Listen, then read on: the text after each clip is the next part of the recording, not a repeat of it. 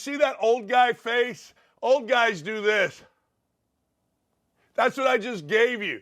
I just gave you old guy face. Oh, man, I'm so sorry you had to see that this morning. What a night in college basketball. But first, it's the big game, ladies and gentlemen. It's the big weekend. I mean, rivalries all around.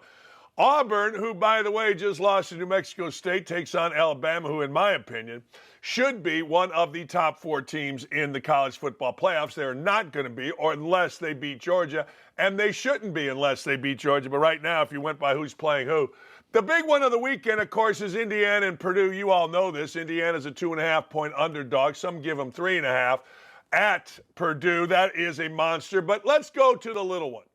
The little one is Ohio State and Michigan. Now, very simply, here's the deal.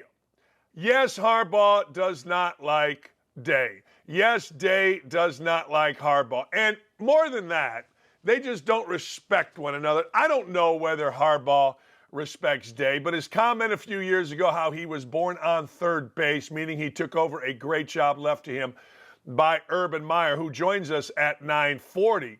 That was a disrespectful comment. Now, Harbaugh, of course, Day was then asked about Harbaugh, and he didn't like him either. Let's go right to it. Let's go to Day on Harbaugh. Look, you got to understand something. Ryan Day, absolutely, this is not me projecting. This is a fact, knows what Michigan has been doing. He absolutely knows. Yes, he knows 1,000%. Let's hear from Ryan Day real quick here. Similar to Clay's question, this rivalry's been heated for over 100 years. It's very intense, but there's always been respect among players, or between players, it seems like. Does that hold true for coaches?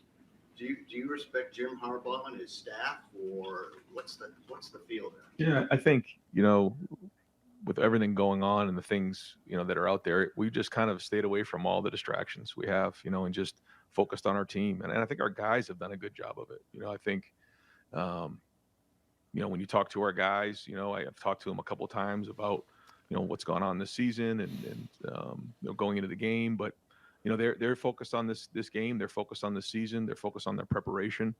And we're just going to continue on that. Similar to Clay's Yeah, question, he's not going to answer that, and he shouldn't answer that. The thing he should say is, look, Harbaugh's a cheat. We got the goods on him. We'll see what happens down the road with not only the Big Ten, but the NCAA. I can't stand it, but you can't really do that. Although I don't really know why you can't do that. I honestly don't. You probably could do that. All right, this is what they said is in response to what Jim Harbaugh said earlier in the week. Here it is.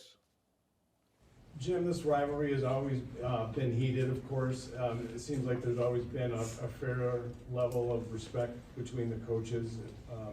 It's hard to determine what that is right now. What would you say is your respect level for Ryan Day and their staff? It's all about our preparation for Ohio.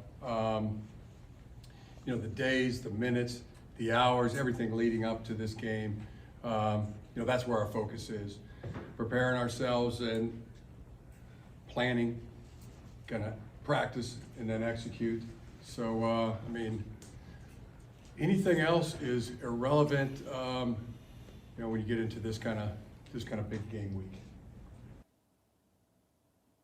Yeah, he's absolutely right. I mean, look, it's the same question, probably asked by the same guy, but he's absolutely right. What are you going to do? Seriously. He is right, though, and let's think about this. We can talk about coaches. We can talk about assistant coaches. We can talk about suspensions, whatever the hell you want to talk about. But the fact of the matter is it all goes away. And every day, both of these guys, Day, his staff, Harbaugh, his staff, they're just working like crazy to beat the other because they know what's on the line here. Let's go with what's on the line. Well, both teams are playing for the college football playoff. They just are. Urban put it out there yesterday when Fox analysts were asked who's going to be in the college football playoffs. He said the 1 seed's either going to be Ohio State or Michigan. Now, I don't know if I agree with that or disagree with that. If Georgia runs a table, I'm probably going to say Georgia is the number 1 seed, but I get the point. I mean, if 2 beats 3, You got to bump up 2 or 3, whoever wins, to the 1 spot. You just do, and then you're going to roll over probably Iowa in the Big Ten title game. And that's really what matters here. Now, that's what's on the table for both. But let's talk about the coaches. Harbaugh's sitting here, and people are saying, well, you know what? You got your brains beat out. You're 2-5 against Ohio State. You've won the last 2, but that was only when you knew the other team's signals. If they win, it all does not matter. If they win, it's going to be, hey, we didn't need to know your signals to whip your ass. We didn't need any outside help. We didn't need to cheat. We got you on the field and we beat you. Period. And then you get ready for the Big Ten title game after you have about a week's worth of celebration, and then you get ready and you go. That's what's at it for Michigan. Here's what's about for Ryan Day. Look, you're 0-2. Now, Harbaugh backed out. Michigan backed out in 2020. They made up, we got too much COVID. We can't do it. Okay, that's fine. You had a bad team. Day had a good team. Hell, you lost to Indiana. Okay. All right, but you're 0-2. Ryan Day.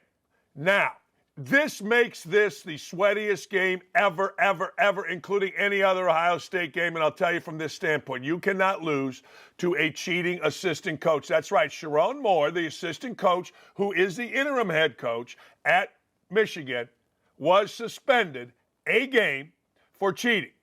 You're the Ohio State coach. Look, we'll forgive you if you lose to Bo Schembechler. We'll forgive you if you lose, I guess, to Lloyd Carr. But we ain't going to forgive you if you lose your 3rd in a row to an interim head coach that somehow, someway, Michigan deemed it right, smart, diverse, to hire or put in charge as an interim head coach a guy who was suspended for cheating earlier in the year, along with the head coach Harbaugh, who was suspended with him. It's the damnedest thing I've ever heard. I became the interim head coach at Indiana basketball because everybody else on staff was implicated in Calvin Sampson's ridiculous cheating schemes. And I got there after it started, so I wasn't implicated in none of it. But I got to tell you, you think the Ohio State people are mad. Wait till if they get beat and Ryan Day gets beat by a damn interim head coach. Ucha capacity, and it does not matter, well, maybe a little bit, if you get beat by 1 on a late field goal or if you get beat by double digits if you're Ryan Day. I sweated a game against Findlay, Ohio, more than any game I ever sweated while being the head coach at Bowling Green. Why? Findlay was a Division II team and a really good one. Findlay was 20 minutes up the road from Bowling Green. They came to Bowling Green. I can't lose to a Division II school that's 10 minutes up the road and convince our fans that they should come to our game. Thank God we won. Guy asked me after, you're really uptight. I go, yeah. Can't lose to a team like Findlay. Can't lose to an interim head coach. Obviously, the rivalry is a little bit bigger than Bowling Green Findlay, but the point remains the same. You're sweating the game no matter what if you're Ryan Day. You're bigly sweating the Michigan game, but you ain't sweating it like this, even though the dude has only lost 2 Big Ten games in his entire coaching career at Ohio State. People are going to want him fired. It's unfair. It won't happen, I don't think. But that's at stake. That's what we got in this game. And I got to tell you, my Fatas is going to be sitting right here. I ain't moving. I may wear an Ohio State shirt because I feel invested. I don't want the Cheats to win. I just don't.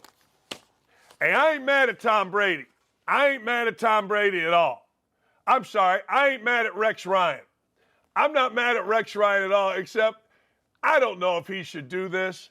But Rex Ryan, who I like listening to, I first caught wind of Rex Ryan when I was driving. I don't know if I was recruiting. I don't know what I was doing. Maybe I was recruiting or maybe I was just driving to do games for ESPN. But on drives, he would come on a show. Maybe it was Rome. I don't know.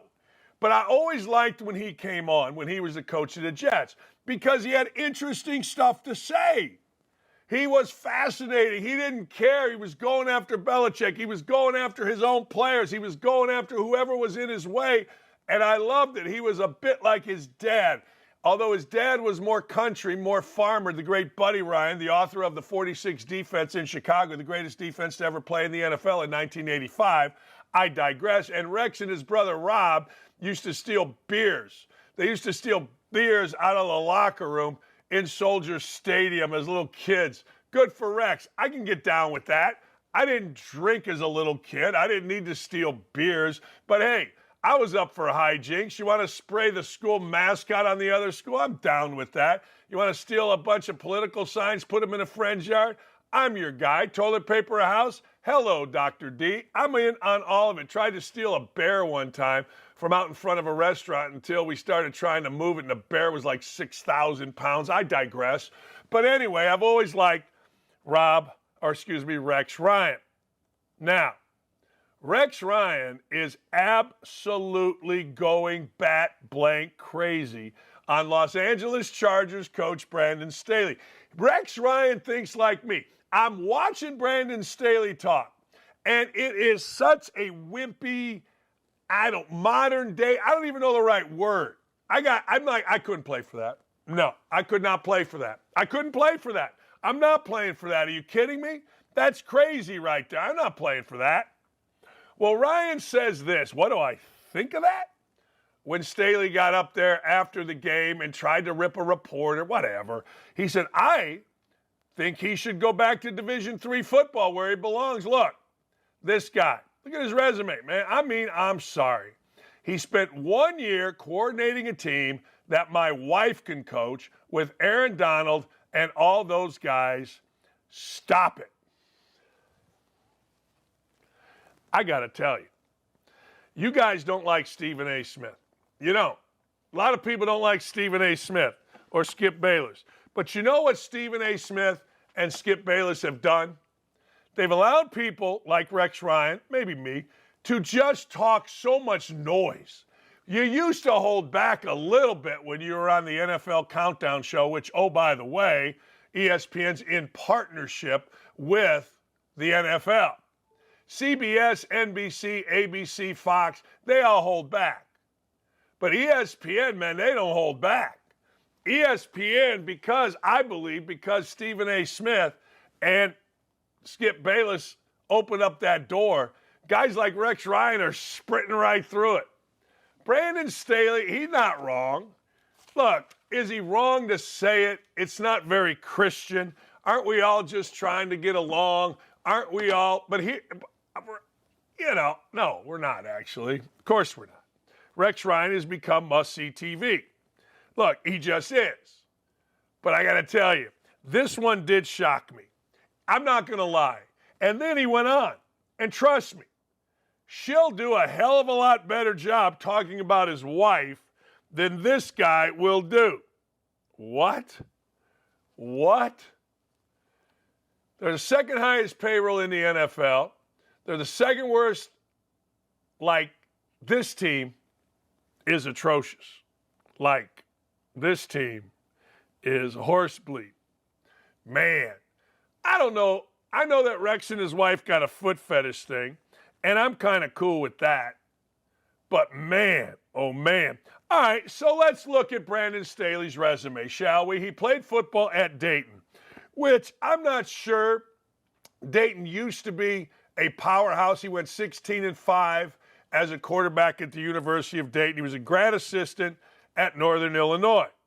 He was the offensive line and special teams at Division III, St. Thomas, associate head coach, defensive coordinator, Hutchinson Junior College, Kansas, Tennessee, graduate assistant. Spent 3 years as a defensive coordinator, secondary coach at John Carroll University in Ohio. Hold on, Division III, hold on. Then he spent time as a defensive coordinator, linebackers coach at James Madison. He was somehow hired by the Bears as their outside linebacker coach. Then he was hired by the Los Angeles Denver Broncos under famed coach Vic Fangio. Then somehow, someway, Wade Phillips left the Rams, and this guy became the defensive coordinator of the Rams. Now, give him this. As defensive coordinator, the Rams were first in defensive giving up points and first in total yards allowed. Next thing you know, he's the head coach. Next thing you know, here he is. Sometimes bearded, sometimes clean shaven, but always wimpy. Always. I'm not saying he's a wimp. Not at all. I mean, guys that play football, you coach linebackers, you got to have some ass to you. You got to have some gravitas. You got to have some substance to you. But every time I hear him in a press conference, his wimpy style opens himself up. Refuses to criticize players, keeps kissing ass. Tom Telesco, who is the general manager, feels like he is the smartest guy in the NFL. Tom Telesco feels like he is the guy that built a great roster. I'm stunned that they have stayed with him, but I'm not as stunned as Rex Ryan accurately saying, go back to Division III.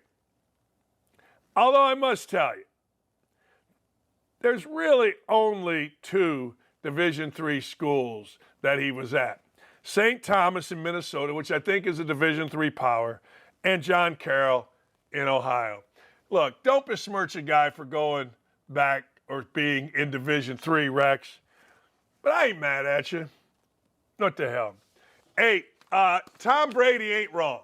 Let me just put it to you this way. Tom Brady is weird. Like, there's nobody in the world that can tell me that Tom Brady is what he seems to be. I mean, women just don't divorce this guy.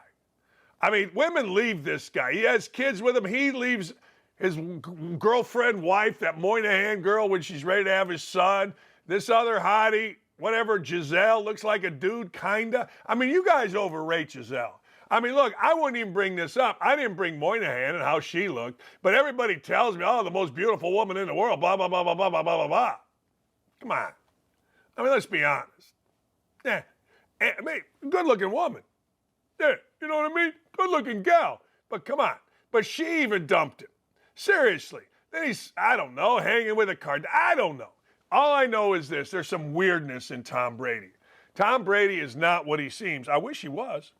But Tom Brady is not wrong on most things football, and he shouldn't be. You know, he played for 672 years. In fact, he might be still playing. I don't know. He might be coming back. Hell, the Jets need a quarterback. But anyway, so here's what Brady decided to do. Brady decided, Giselle Button, hottest woman alive, my ass. That's what my guy Nick said. I'm with you. Hey, I get it. You put a bunch of makeup on, get some extensions in your hair, bring it down low. Stop it. Anyway.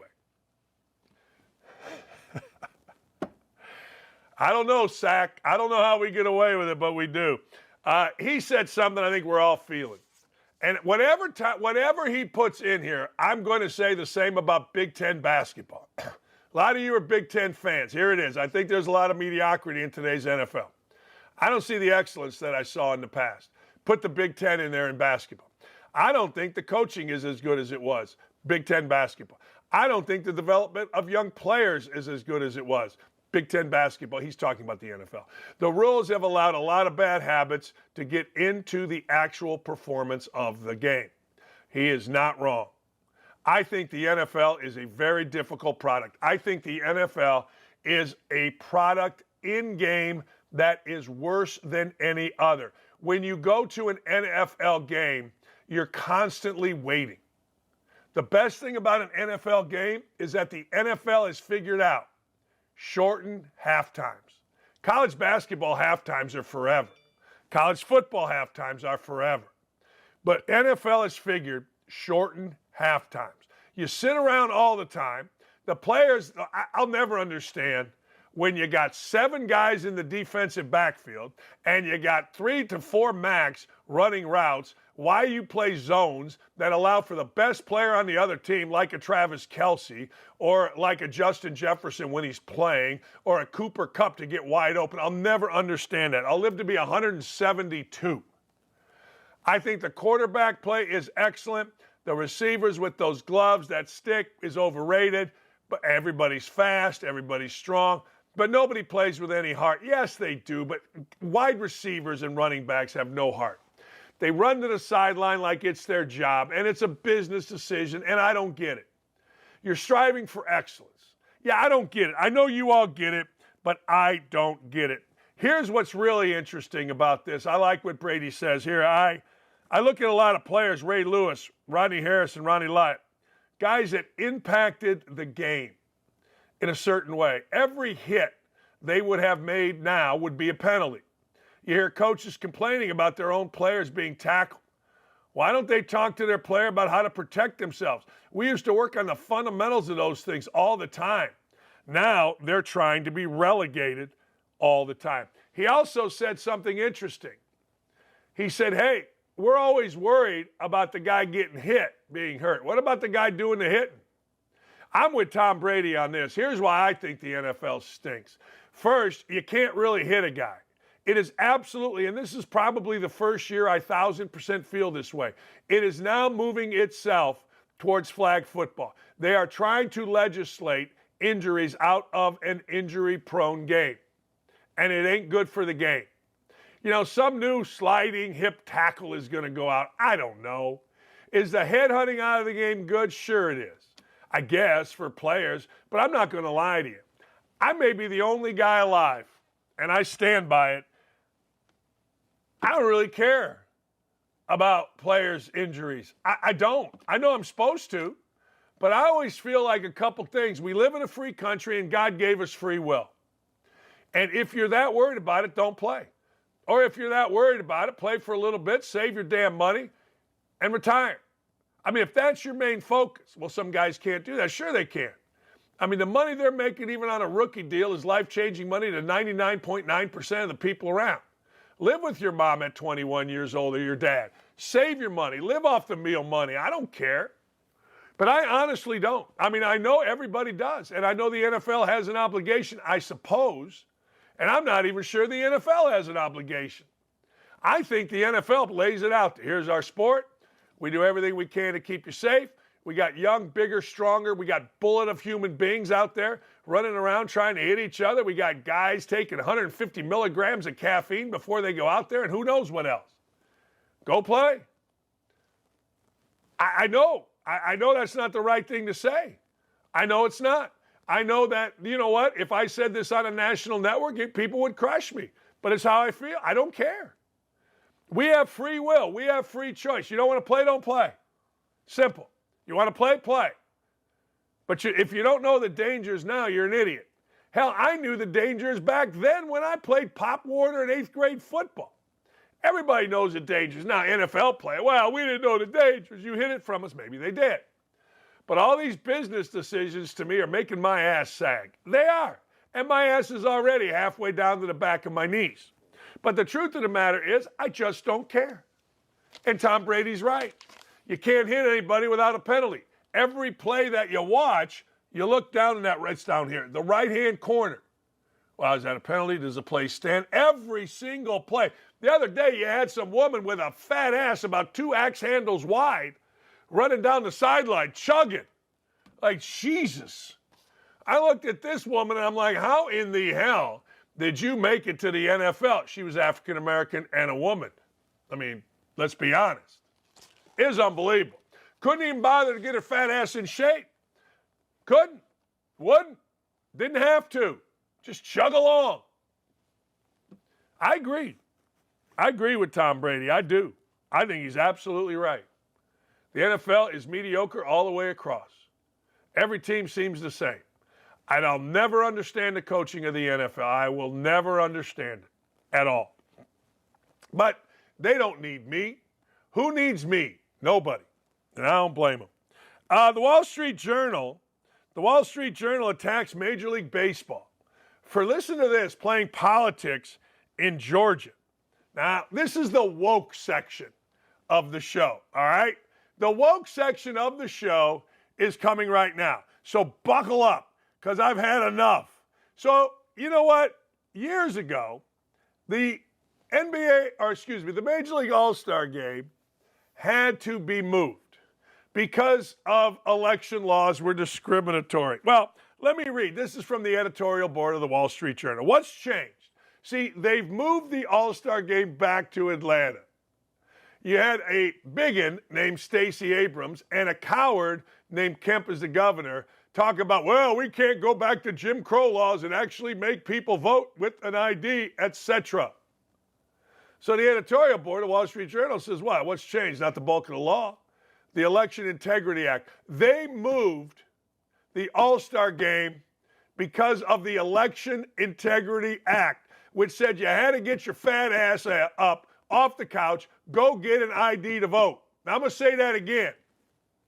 The Election Integrity Act made Major League Baseball. Now this was a time when every African-American group or every African-American person could say, hey, we didn't like this. And every white guy shook in his boots and went, oh my God, we got to do this. We must act. We must appease. All right, that's cool. All right. And we all know it. Now it's like, well, you've used the word racist so much. You've used all these things so much. It's like, really? Really? Sleeping is racist? Oh, okay. Really? Oh, okay. You know, if that's what you're going to tell me, really? I ran today. You're white supremacist because I went and worked out, because my fat ass, I don't know. Listen to this. Here's the Election Integrity Act. It replaced signature matching requirements on absentee ballots with voter identification. It limited the use of ballot drop boxes. It expanded in-person early voting. Bars officials for sending out unsolicited absentee ballot requests. Reduces the amount of time people have to request an absentee ballot. Increases voting stations or staff and equipment where there have been long lines. Makes it a crime for outside groups to give free food and water to voters waiting in line to solicit votes. It gives the Georgia General Assembly greater control over election administration, shortens runoff election. Oh my God. It makes your fat ass get up and actually go and vote. It puts limits on absentee ballots. And Rob Manfred and the sappy white dudes that were so scared of their own shadow because of some bigot named Stacey Adams and some coward named Brian Kemp. Well, he called, oh my God. Oh my God. It is unbelievable. That's what it was. 3 weeks of in-person early voting, 2 Saturdays, and the option to include Sundays. Oh, my God. Oh. Think about how stupid we were a couple of years ago. But anyway, let's give it a read. I'm sorry. Hey, what's changed? What's changed, the Wall Street Journal board asked? Not the bulk of the law. The Election Integrity Act of 2021, which tightened up vote by mail and voter ID. Hey, I can't get my fat ass up to go vote. All right, get an absentee ballot. Yeah, but I want like 10 sent to my house because we got 2 people here and we need to vote. Mr. Manfred, at the time, bowed to Democratic Party. This is how I can't say that. And media distortions about the law. Mr. Manfred said he'd consider returning the game if he saw some appropriate change. Really? We're supposed to change our election laws because Major League Baseball wants to do what now? We ought to have an all-star game, and we're telling you, you can't have an all-star game because a bigot named Abrams and bigot people all across Atlanta can't get their fat ass up and go vote. Beautiful. Mr. Manfred said he'd consider returning the game to Atlanta if he saw some appropriate change. Perhaps what he meant is he'd return the game to the Georgia Capitol if it turned out the attacks on the law were specious, which means lessened. Not there. Really? A middle-aged white guy back in 2021 and 20, whatever the hell it was, giving in to clowns. That's all this was. Giving in to the Democratic clowns. Oh, white guy, bad. All-Star game, bad. Hey, why is the All-Star game bad? Well, because they're making fat people get off their ass, lazy people get off their ass and go vote. Really? Well, don't they have absentee ballots? Yeah, they got absentee ballots, but they didn't let you hold on to them for like a month, or they didn't let you just send 10 of them to the house. Well, isn't that way we've always done things? Yeah, it is. Well, what's the problem? Well, Rob Manfred's a scared white guy. We should do a show on scared white guy decisions. Man, oh man. The scared white guy. All right, but it continues from the Wall Street Journal. Man, he's almost clear. He's so white. I mean, his hair's white, his shirt's white. The only darker is beady little scared eyes. The league's flip-flop shows how easily big American businesses can be swayed to bend to progressive political panics. Say that again, panics. Oh my God, we're making Democrats get up and vote. No matter the facts, 2 years later, Mr. Manfred may figure this is old news. Exactly right. And that most Georgians will be mollified because the game will soon be in Atlanta. We remember. And Mr. Manfred still owes Georgians a major league mea culpa. He does. Just say, look, I'm a scared white guy. And everybody will go, black people will go, oh, whatever, he understands. And white dudes will go, yeah, he understands. White dudes will be like, yeah, great man. Just treat everybody the same. Man, he's clear. Anyway, just treat everybody the same. Seriously. Just literally treat everybody the same. I don't care whether you're black. I don't care whether you're white. I don't care whether you're green, purple, or orange. In my house, upstairs, the lighting makes you look green. So in our bedroom, my wife will come in and I go, green. And she'll look at me and she'll go, you are green too. Let's stay with the white, or not the white, could be. Let's stay with the woke portion of our program. So Susan Sarandon. Susan Sarandon is an American icon. Susan Sarandon is, well, she's just something, right? She's just something. And Susan Sarandon, we're all supposed to genuflect because, well, Susan Sarandon is Hollywood royalty. Well, Susan Sarandon was at a pro-Palestine rally in New York City on November 17th. Susan Sarandon called for protesters to listen and have conversations with Jewish Americans. As many have said, they didn't feel safe because of the rise in anti-Semitism. There's a lot of people that are afraid of being Jewish at this time, and they're getting a taste of what it feels like being Muslim in this country, so often subjected to violence. Okay. Well, her agency dropped them. UTA, United Talent Agency, said, yeah, why do we need that? Look, your point is your point is great. Your point is, hey, how about we have conversations? How about we slow it down? But why you got to do that? Why you got to compare it to being Muslims? Why would you do that? And I don't know if these are the worst anti-Jewish comments that are out there. There's certainly been worse. But why would you do that? I mean, seriously. How about just saying this? At a pro-Palestine rally, Susan Sarandon said there are people that are afraid of being Jewish at this time, and we need to help them. They are getting a taste of what it's like to be a Muslim in this country. It's so stupid. It's so idiotic. It's so ridiculous. All you got to do is say there are a lot of people in the Jewish community that are afraid. Let's discuss. Let's help them. I mean, you're not making yourself super whitey by comparing Jewish people to Muslim. Why do people need to be compared? What's going on is going on. Period. That's it. Jewish people are under attack. 1,400 of them were slaughtered. Slaughtered. The biggest, ladies and gentlemen, the biggest slaughtering of Jewish folks since the Holocaust. And if you go per capita, many, many, many times bigger than the slaughter of Americans in the 9/11 bombings. That's how big this was in Israel. That's how big this was. Understand that. And it was slaughter. Nothing short of slaughter. And it's carried over to the United States with anti-Semitism at an all-time high. I don't need to compare that to Muslims. I don't need to compare that to anybody. That stands alone. Period. But Super Whitey here has to make sure that she's down for all the causes, except for the one that she's actually talking about. It's idiotic, it's asinine, and I'm glad she's too old now to look like that, take off 3/4 of her clothes, seduce Kevin Costner. Yeah, I'm glad. I'm glad she's done. Once again, Hollywood is evil.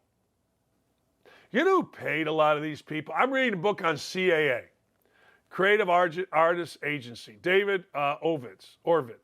Michael Ovitz, excuse me. You know who paid most of these Hollywood people? You know who made most of these Hollywood people? Jewish folks. I mean, you read that book, and this creative artist, David Ovitz, whether you liked him or Michael Ovitz, I don't like to call him David Ortiz, I guess. Michael Ovitz, Michael Eisner, all of these guys are Jewish. Like Hollywood star, like Susan Sarandon, ought to get out the knee pads for Jewish folks instead of the hatchet. I mean, she's ridiculous. She should bow down to Jewish people. It's unbelievable when you read this book. Everybody knows. Everybody knows. But these Hollywood idiots think it's them. Let me tell you something. If one of these guys that were her agent or head of a studio, Jewish men, said, we're not doing it. Sherry Lansing, I believe a Jewish woman, who was the head of Paramount Studios. I met Sherry, awesome lady. If these people didn't go out of their way for this woman, you'd never heard of her. How does she repay? By just being awful. It is amazing to me. It is absolutely amazing to me how these people are such idiots. I don't understand how folks in Hollywood, the people that run these places, the Jewish men and women that run these places, tolerate, and good for UTA for telling you kick rocks. Now, is this the worst thing she's... No. People are doing much more heinous things. Like, I believe this. When that kid got surrounded at Harvard, in the courtyard, Harvard Yard, by a bunch of pro-Hamas, pro-Palestine Harvard students and got surrounded by blankets and basically kidnapped in broad daylight in Harvard Square, Harvard Yard, whatever the hell you call it. Frightening as hell. People that did that should go to jail to at least learn to be human beings. It's real. Slaughter of Jews in Israel, unbelievable. The idiots in America supporting it, more unbelievable. If that's possible, not sure that it is. Urban Meyer, 3-time national champ, 7-0, basically Jim Harbaugh's daddy, joins us coming up in a couple minutes. Be right here. Stay right here. A beast of a biological man, Artemis Langford scored a major pervert victory after a Wyoming district court judge ruled the women, the real women of the Kappa Kappa Gamma sorority, couldn't prevent Langford from living in their sorority house. This despite their claims of Artemis, a 6'2" giant, having a visible erection around the ladies, despite their claims that Artemis would sneak photos of them at slumber parties, despite the fact that trans Artemis is a heterosexual with sexual interest in women and a Tinder profile seeking to match with women. This isn't just a miscarriage of justice. This is a perversion of women's rights, the feminist movement, and the right of real women to feel safe in spaces meant for them. I am repulsed and disgusted. But Artemis? Artemis reportedly broke down in tears after the judge dismissed the lawsuit, saying, quote, "Maybe I can just be another student on campus, another regular sister in the Wyoming chapter of Kappa Kappa Gamma. Maybe I can just be me." Or maybe you could have the decency to allow women to have a safe space of their own in a sorority house without having to be exposed to the outline of your erection, Artemis. But just look at how the joke of a news outlet, the Washington Post, is choosing to frame this story. Her sisters turned on her? Are you freaking kidding me? This situation is egregious enough without the media actively demonizing the women who simply wanted to feel safe in private in their own sorority house. And this is also downright gross. Why should the identity crisis of one biological male trump the safety, privacy, and rights of these young women? This is not a win for inclusion or equality. This is a win for perverts who will use this decision and this BS narrative to prey on women.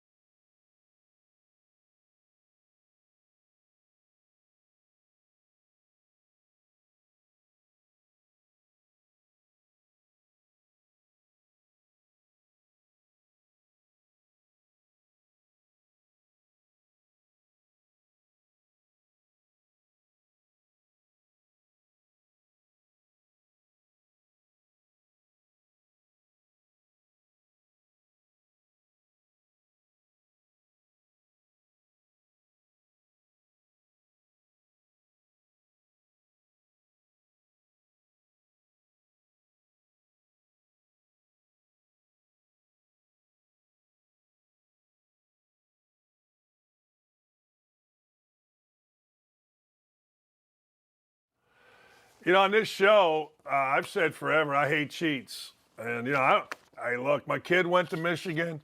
I paid a lot of money to Michigan. He had an unbelievable experience with John Beeline, Duncan Robinson, Mo Wagner. He had great friends. And he went to Ohio State for a year. Same thing. I got nothing against nobody. People think I hate Indiana. I'm 40 years from playing at Indiana. I don't hate nothing. But you know what? Life does move on. You get a family. But the basis of me is I just hate cheats. I do. And that's who I am. That's who I'll always be. And I've stood up for it. It cost me millions of dollars going to West Virginia. It's literally that simple. Ohio State takes on Michigan. People, I don't give a damn about Jim Harbaugh one way or the other. I just hate cheats. That's as simple as I can make it. Urban Meyer went 7-0. 7-0 as the head football coach at The Ohio State University against Michigan. I want to say that again. 7-0, won 3 national championships. You know, I was thinking about you the other day. So here's this week. Here's all this going on. And you just get to sit back. Day's got to be sweating it because you can't lose to Ohio State or Michigan. They got an interim coach. Harbaugh's sweating. And you're just sitting there 7-0 forever. Never going to change that. How about that? Yeah, you can never change that. And people have asked me over the years, what's, you know, of all the cool things that our staff and players have done. You know, that one, because I grew up in the rivalry. You know, last night I had some people over and we watched a documentary on the rivalry game. And, you know, we had a couple cocktails. We were sitting there watching it. And they started talking. I say, listen, I'm going to test you on this documentary here in about a half hour, so your ass better pay attention to this. And it was the 10-year war when they hired Bo Schembechler in 1969. That was after the Buckeyes won the national title, and they upset, I think it was a 14, 15-point favorite, and they upset them. So this rivalry is so special, so, you know, I've known it my entire life, and it's going to be a monster this weekend. Yeah, I want to get into this weekend. But before we do that, I've said this on the air. I've said the greatest segment for college football fans would be if you and Rob Stone, you know, just explain to people why, from a coach's perspective, not a fan's perspective, from a coach's perspective, Urban, why is the sign stealing, alleged sign stealing, why is that significant in a game, maybe in preparation? Why is that so significant to coaches? You know, it's amazing. I don't know if anyone's really asked that, you know, and so thank you that you did. So there's a couple things that can change the game. And if the defensive line knows its pass, that's a game changer, because the offensive line, you know, like say, for example, that it's a play action pass. The defensive line, if they know it's pass, they'll go right by you because you're expecting the defensive line to play run. So that's number one. If the defense knows run or pass, is that an advantage? It's a huge advantage. The second thing on offense, or the second thing on defense, if they know it's a screen, then and I guess there's some videotape of that where it looked like they knew, but if they know it's a screen. So once again, if the defense knows it's a run or pass, and if they know it's a screen, huge advantage. On offense, if the offensive staff knows that it's a field pressure, a boundary pressure, or a blitz, you know, just a pressure, that's a huge difference. You know, they know it's coverage. If they can know it's cover 2, they'll run the ball. If they know it's some type of pressure or cover 1, they're going to pass the ball. So those are huge advantages. For someone to say that, it's not that big a deal. You know, if it's not that big a deal, why do people work so hard to get your signals? Why would you put your career at risk? Why would you put your reputation at risk is something that I've said. So let me go back. You know, maybe on a play. Okay, there was a play where it showed that Stallions guy calling, Michigan was looking at the sideline, Michigan's defense, but Ohio State scored a touchdown. And people say, well, see, maybe on a play, you got to stop it, right? Okay, I get that. But we're talking about over the course of an entire football game. The advantage, as per you just now, is massive. It is massive. And you know, I saw that argument too. Well, you know, here I think it's someone on Fox said it. Well, here, look, they knew it looks like they knew it was pass. They were pointing to the ceiling, pass, and they scored a touchdown. That has nothing to do with it. That has nothing to do with it. If they receive that information illegally against the rules, that's an unfair advantage. That's just something that's in unfair competition, which goes back to when you're first playing sports as a little kid. So, yeah, I when someone says that, Dan, it's really, you can't have much more conversation with a person because they really have no idea what they're talking about. Right. I remember the day, actually. I used to scout in person all the time at Indiana in the 90s and 80s. When I was a graduate assistant, I would drive all over the country and scout. I remember the day they put that in, where it was like 93, but I remember where I was when Coach and I came down and said, all right, boys, they just put this in. We're not going to scout in person. I was so freaking happy. But I also thought, you know what? You can get a hell of a lot more scouting in person than you can off of TV. You can get that. I mean, obviously, you can get a hell of a lot more being there in person. Yeah, they didn't have the technology that you have now. So you get, nowadays, you get pretty much everything you need. The only thing you really don't get is there's two things, are tempo. So you can't get a feel for how you try to watch the screen and see how fast they're getting lined up. And so you might call the team that you're playing. So if we're playing, say, Michigan State, and they just got done playing Rutgers, and I know Greg Shadow, I might call them up and say, hey, how fast are they really going? Is this really fast tempo? And I remember we played Oregon in the national championship, and I can't remember who the coach was, and I said, man, they look, he says, oh my gosh, this is speed of sound. So you got to change your practices and all that. But that's all gamesmanship. That's all, there's nothing wrong with that. It's if you're there videotaping practice or videotaping the sidelines and getting a data sheet full of signs. That's once again, Dan, you remember at first I refused to comment on it because I thought it was just typical reporter narrative that wasn't true. Because that, like I said, that happens more than I think that it is true. And so I dismissed it as like, there's no way that they were doing that.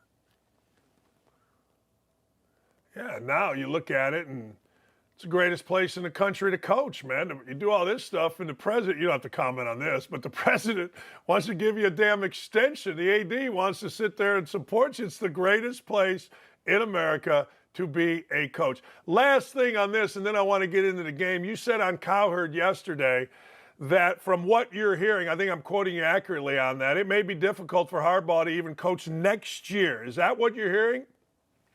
Or what are you hearing? Bruce Feldman, who does a heck of a job for us, he's a reporter. And I never want to be a reporter. And I don't, I can't stand that kind of stuff. So I stay away from it. I just listen. And, you have two investigations going on right now. And I think I heard you say yesterday or a couple of days ago that, the one COVID wasn't about buying a cheeseburger or something like that, which, I don't know where that comes from, but they were recruiting during COVID, which is a serious issue. If they had too many videotapers or too many coaches on the field, that's a serious issue. And what was the third one? If they're videotaping off-season workouts. That's kind of, I heard what the issues were. And then if they weren't forthright with the NCAA. So that's in its own world. And then this one. So according to Bruce, and then I did talk to another reporter, the NCAA might come down hard on it. But once again, I'm just repeating what I heard. Yeah, no, I get that. And that I've said this and I've talked to a number of people. And what I'm hearing is this is only going to get bigger. Let me get to the game. Lou Holtz famously said that Notre Dame was tougher. Michigan, you've been to the last couple games, including the Penn State one. I'm not going to put words in your mouth, but this is a very physical Michigan team that Ohio State's going to have to match or exceed, no? Oh, they're up front on both sides of the ball, very physical. I was at the Penn State game. They ran the ball 30 straight times at Penn State. Penn State has a really good defense. I think one of the reasons they got away with that is because Penn State's ineptness on offense was obvious. I mean, they just couldn't get out of their own way on offense. But very physical, very talented team. Those two running backs, I love them. Blake Corum and Donovan Edwards, they're really talented guys. But there's no chance that the Wolverines can just line up and run the ball like that at Ohio State. They're going to have to be balanced. McCarthy's had 2 down days, but he's very talented. Roman Wilson, the receiver, is their best player on offense, or their best skilled athlete. Hopefully he's healthy for them because they'll need him. But there's no chance they can line up and just try to, the more talented teams you face, you just can't do that. You have to be balanced. But to answer your question, very physical, very talented Wolverine team. Is Ohio State a very physical team as well? I think early in the year, the offensive line really struggled. As of now, the last 3 games have been against Wisconsin, Michigan State, and Minnesota. And those 3 teams aren't what they Wisconsin down a little bit. Michigan State's a shell of themselves. I just watched Michigan State play, and I can't believe that's what happened because they used to be so good. And then Minnesota is usually better than they are. So Ohio State's offense line is the most improved position on that team by far. Travion Henderson is running the ball like it's, we joke around, it's his contract year. But he's playing really, really well. That's the best thing that's happened to Kyle McCord is if you have a semblance of balance on your offense, you have a chance to, move the ball against anybody. And they got the best player in the country at Marvin Harrison Jr. So I think their offensive line has become a much more physical. You mentioned McCord, a lot of questions about McCord, so I looked him up. I mean, look, I know McCarthy's really good, but McCarthy hasn't thrown a touchdown. Maybe he hasn't needed to in the month of November. McCord is sitting here, 22 touchdowns, 4 interceptions. I don't know. I mean, is he a bit overlooked? What do you think of the Ohio State quarterback? I think he is a little overlooked. I think he started off a little slow with first-time starter, and then he, threw a couple passes in the 2-minute drill to beat Notre Dame at Notre Dame. So he's got that experience. He went to Penn State, or Penn State came to Ohio State. They beat him. So I think he is a little bit overlooked. I think he just they're so used to Justin Fields and C.J. Stroud, Dwayne Haskins that I do believe at some point you'll start talking about McCord in those same names. But I do believe he's a little bit undervalued. The one cool thing is we'll all know in about 3 days, because at the end of the game, this is going to make or break both these quarterbacks' careers. Because JJ obviously beat him twice, but he hasn't had huge games. Kyle McCord is going to be known, and I hate to say this, rightfully so. How does he do against the team up north? You said this, it's so true. Like, you said it's not a day thing, a month thing, a year thing. It's like a life thing. And, I know you were, miserable, I think, on game days. I was miserable on game days. I couldn't stand game days. And I'm sitting there, and I try to put myself in the coach's position. And, man, I'm sitting there as Ryan Day. I've lost 2 Big Ten games in my entire career. I mean, I don't give a damn. I know he followed you, and I know you left the program great, but God dang, that's pretty good. And here's Harbaugh. But if I'm Day Urban, can you explain game day to people on a game like this where it's an interim coach you're against, it's your rival, it's at there? Can you explain the day of a head coach in this game? Do you remember when we were both young and we first started how enthusiastic and game day was incredible, and the band, the fight song, running on the field and coaching in a basket on the court, and then you get a little older and you're like, it's miserable. I mean, every moment.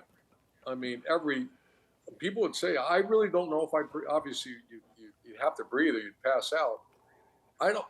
There's times in the game I can't remember because the intensity is beyond belief. So for Coach Day and Coach Harbaugh, Jim Harbaugh's 2-5 against the Buckeyes. I think Coach Day's 1-2. So this is a huge game for both these guys. And I tried for the viewer that says, ahead. "Man, that must be a lot of fun to coach in that game." No. Hell, I started watching Maury Povich and Springer on game days just to like, man, oh man, this is insane. Hey, last thing, in your mind, is it possible, regardless who wins, regardless for both of these teams to make it into the college football playoff? Can the loser get in? I think it'd have to be a very close game, and some other things would have to happen. You know, Oregon right now to me is the best one-loss team in the country. They're really good. You know, Texas is really good, and Texas beat Alabama, and Alabama's starting to hit on all cylinders. So, you know, some things that have to go right. You know, I'd say if it's a close game, there's a chance. If it's not, the team that loses has no chance. Let me ask you, I've never really asked you this before. I've seen two things this year. One disturbed me, and I swear I'm seeing this. I'm seeing kids, I don't know, and I'm not going to say quit, but I don't think I've seen a lot of effort out of some teams that are supposed to be good, that the season has gone away, and now they're not going to get into things. And the other thing that I've seen, and you just mentioned it, is these teams are really coming on. Alabama, I think, is terrific. I think this Milroe kid is one of the best running quarterbacks I've seen. He's so quick. Are you a proponent of a bigger playoff? I've never asked you. Are you 8, 12, keeping it 4? Where are you with the college football playoff size? Yeah, it's a reality of that, and I felt it at Ohio State. You know, we were one of the first teams that the players decided to, you know, step out of a bowl game. And I remember Denzel Ward, who I love Denzel, great player, great kid, and he decided not to play in the Cotton Bowl. And I was like, what do you mean? You know, he's a first-round draft pick. So I think you have to go to 12 teams, because when we first started coaching, going to a bowl game was everything. That's not the case anymore. When you go to one of these tradition-rich places and high expectation places, anything other than a playoff, and you're a failure. Yeah, I know, and I assume that's like your limo ready to take you to the pickleball court, and then maybe you head over to the course for a quick 18, and then the limo takes you over, and then you get, you know, wherever you're going for Thanksgiving. I heard the doorbell. I assume that's what we got going on today. I don't know, maybe Something not. like that. I am flying to Ohio for. Yeah. How about this, Dan? 4 grandkids, 3 kids, and 3 spouses, all for Thanksgiving. Hey, that's awesome. It really is. Tell your family I said hello, my friend. I'll see you in a couple weeks. I can't thank you enough for coming on. I know you're swamped, man. Thanks. Happy Thanksgiving, Dan. Take care. Same to you. Tell the whole family that. Great kids, man. Nikki, Gigi, Nick, Nate, Jesus. And Nate's got a great wife now. I mean, I remember meeting them a few years ago. Gigi and Andrew used to have sleepovers. That's right. Don't give me no crap either, people. I used to call Shelly Meyer. I go, hey, look, your daughter's sleeping with my son. I don't know. They're 7. I don't know what to do here. And Shelly's like, shut up, Dan, you perv. They're fine. Quit being an idiot. I'm like, all right. It was great. It was awesome. And Urban's kids are fantastic, man. Great family. Fantastic family. Can't thank Urban enough for coming on, man. But anyway, all right, we're going to come back. Hey, see you soon. See you in a couple weeks, my brother. It's the great Urban Meyer. Jim Harbaugh's daddy just joined us. We'll be right back. Okay, so something I want to focus in on, because I don't want this to just, roll over people's heads. Not only are you breaking news, you are quite literally acting as a GM in some senses, helping to bring players onto certain teams, even coaches you've been responsible for finding new landing spots for. I mean, that really says something about how well you know the game inside and out and how much people respect your opinion. Yeah, I was trying to be like a master of trust, if you will. Like people, and then almost like, it's funny because I had a GM come to me this offseason. He said, you know what, how much you've mentored me. You should shift gears and mentor us all. I said, yeah, I'm a reporter. He said, yeah, but you mentor us too. Like you've been around it and you've seen it so much. So we're able to come to you with things. It's funny. I have at the NFL owners meeting every year, and the rest of the world doesn't know this. I have a day drinking day that I have at the owners meeting, and it's Mike Tomlin and I throw it.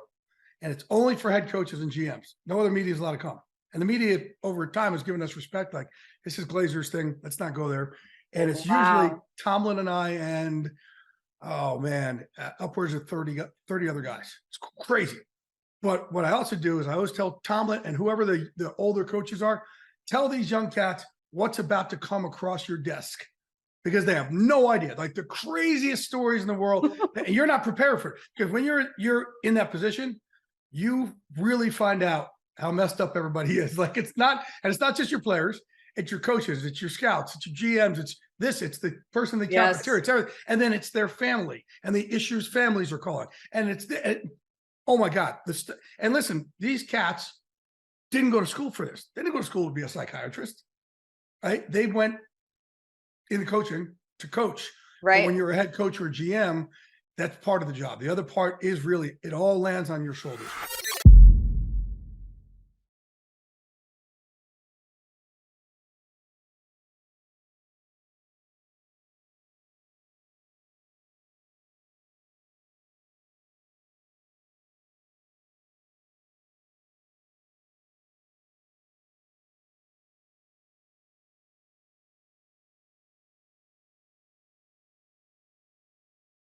He was named, I'm going to sound like the guy on the Nathan's hot dog eating contest. He was named after a Greek warrior king hero of Sparta, portrayed by Gerald Butler in the movie 300. He is Leonidas, a.k.a. I can't even do it with a serious face. I'm sorry. A.k.a. Nate Ebner joins us, former Ohio State Buckeye, three-time Super Bowl champ with the New England Patriots. Warrior King. Hey, look, my kids call me a big bag of goo. So being named after a Warrior King, that's pretty good, man. Thanks for joining us. Thanks for having me. I like the intro. I can't say I've had that one before, but you know what? I was at Ohio State at the right time when that movie 300 came out, so it works. It's a good one. It does work. Hey, not only did you play football, you were a rugby guy, and one of the toughest human beings that I know, my ex-brother-in-law, was big into rugby at Indiana, played on the Indiana, club team, I guess. People always talk similarities, rugby and football. Are there, and what are they? Well, we don't have enough time to talk about all that, but there's quite a few similarities. Obviously physical sports, collision sports, violence, speed, but there's so many differences too. As someone who's played it at I would argue, a fairly high level, I see quite a few differences. I think people see the contact and the violence and they think they're the same thing, but I mean, I would argue that sometimes basketball can be more relatable to rugby than football is. How so? Yeah, you tell me what you want me to keep. I could talk about that for an hour just to get started. Is that right though?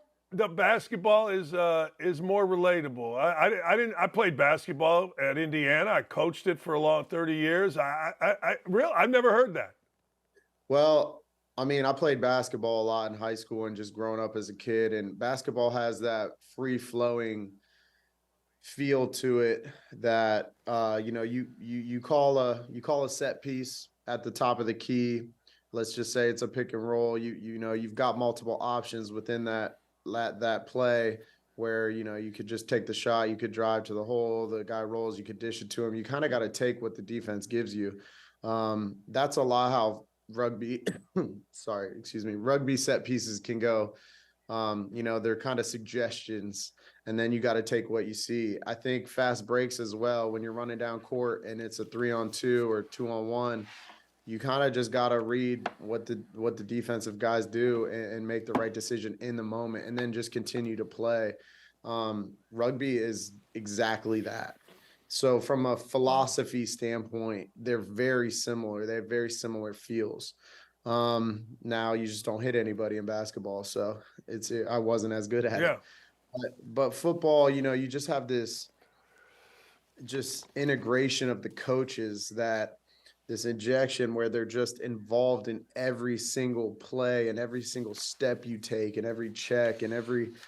It's much more of a chess match where we are the pawns, and we're out there playing the game and it's fun. But after playing rugby my whole life, rugby, basketball, those are players' games.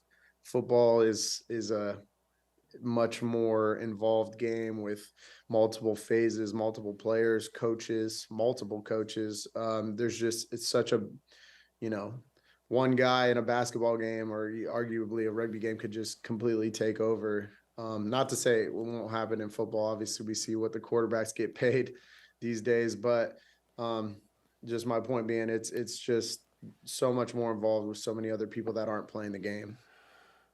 Well, let me ask you, you mentioned coaches. You played for Belichick. Belichick is catching a lot of hell. A lot of people are bringing up that he's 81-95 without Tom Brady. A lot of talk about his future. Where do you see this headed with Belichick and the Patriots being an ex-Patriot?